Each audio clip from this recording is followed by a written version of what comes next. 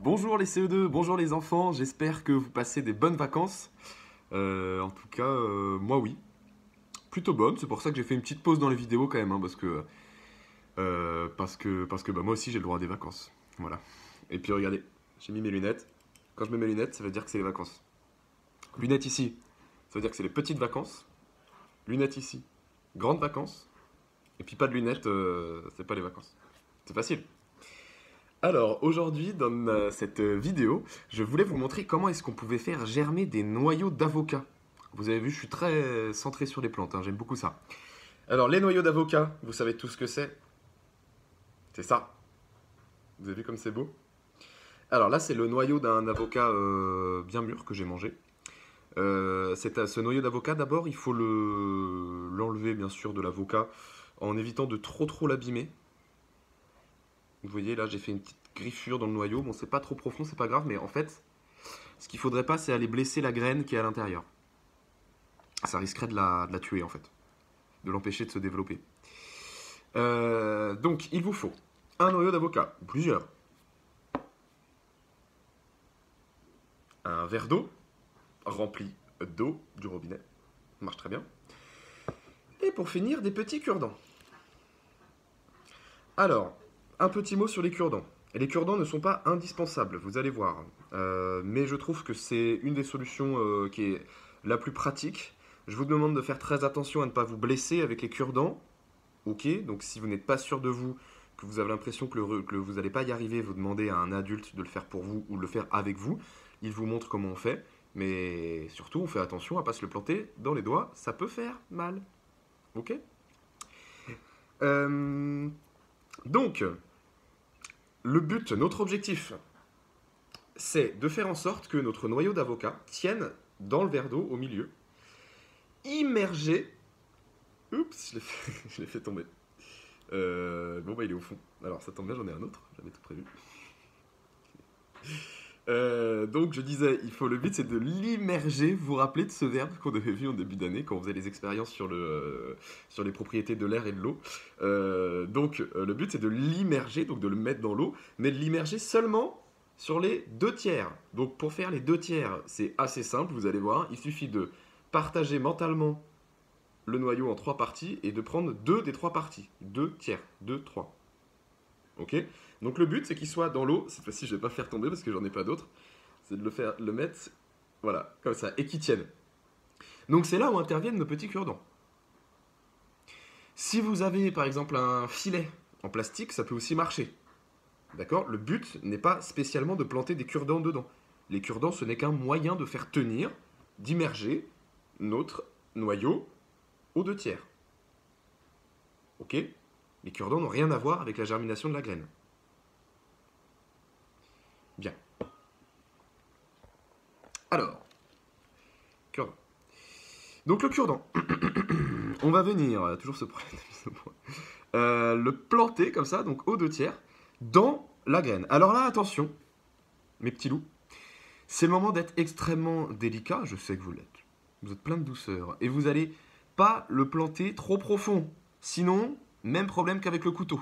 On risque d'aller esquinter la graine qui est à l'intérieur.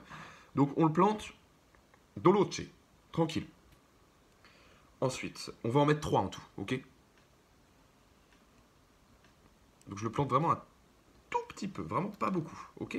Tac. Éventuellement, si ça tient pas bien, j'en mettrai un quatrième.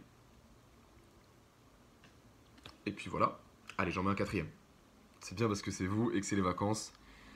On se fait plaisir, on met 4 cure-dents. Hop. Et voilà, j'ai mis 4 cure-dents. Bon, ils sont pas très alignés, mais c'est pas grave. Et donc maintenant, on va venir déposer notre noyau. Notre noyau, j'en ai mis partout. Les élèves qui de ma classe connaissent ma légendaire maladresse, qui fait que j'ai tendance à pas mal renverser les trucs. À faire tomber mes craies, par exemple. À peu près 10 fois par jour. Donc mon noyau est un peu trop immergé, mais c'est pas grave parce que je vais aller vider l'eau. Donc vous voyez là mon avocat, les cure-dents permettent de faire tenir l'avocat immergé dans l'eau. Le noyau d'avocat. Ok? Donc c'est assez pratique. Alors, on pourrait imaginer d'autres systèmes. Peut-être que vous en connaissez d'autres. Peut-être que vous pouvez en imaginer d'autres. Si vous avez d'autres idées, vous pouvez me les envoyer. N'hésitez pas. Moi, ça m'intéresse toujours de découvrir d'autres méthodes. D'accord? Il y a toujours plusieurs méthodes différentes pour atteindre un objectif. Vous savez, je vous en parle souvent quand on fait des maths. En maths, on a plein de méthodes, plein de stratégies différentes pour résoudre un problème, par exemple. Ok? Et les élèves qui s'en sortent bien, souvent, c'est ceux qui connaissent beaucoup de méthodes. D'accord? Donc c'est toujours intéressant de s'intéresser aux autres méthodes. Donc par exemple, on pourrait imaginer de prendre un filet qui sert pour les fruits et les légumes, un filet en plastique. Même si on n'aime pas le plastique, c'est pas grave. Regardez là, j'ai un filet d'échalote. On pourrait imaginer récupérer le filet et le mettre par-dessus comme ça. Et puis après, pour faire tenir, je sais pas, un bout de scotch, que sais-je. À vous d'être créatif, imaginatif. Une fois que c'est fait, ce noyau d'avocat, enfin voilà, notre verre d'eau avec notre noyau d'avocat, vous le mettez au bord de la fenêtre, à l'endroit où il y a le plus de soleil possible, de chaleur. L'avocat, c'est un fruit qui pousse dans des lieux de la planète où il fait chaud et humide. Mais plutôt chaud, beaucoup chaud.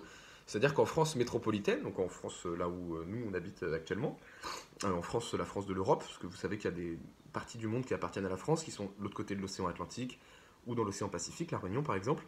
Je perds mes mots. Oui, il fait pas assez chaud en fait ici, donc voilà, ça sera une plante d'intérieur. Donc ça a besoin de chaleur.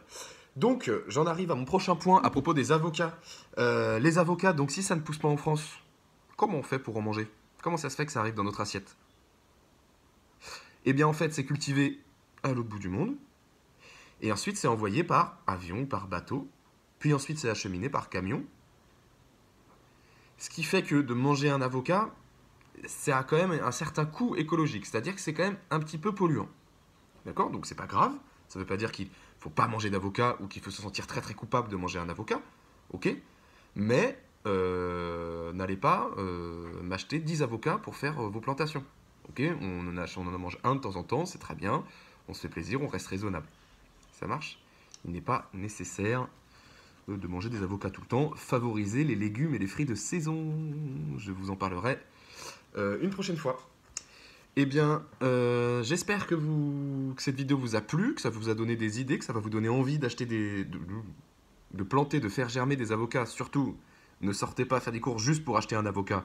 Vous en achèterez la prochaine fois que vous ferez des courses, ok? Je rappelle qu'il faut toujours rester à la maison. Et oui, le confinement n'est pas fini, donc je compte sur vous. Et puis, avant de se quitter, je vous donne des nouvelles de mon oignon. Il est beau, non? Vous avez vu comme il a poussé? Pas mal, hein? Regardez les grandes racines qu'il a produites. Hop, retourne dans l'eau, petit oignon. Et les grandes feuilles qui se sont développées. Voilà. Allez, à bientôt les enfants.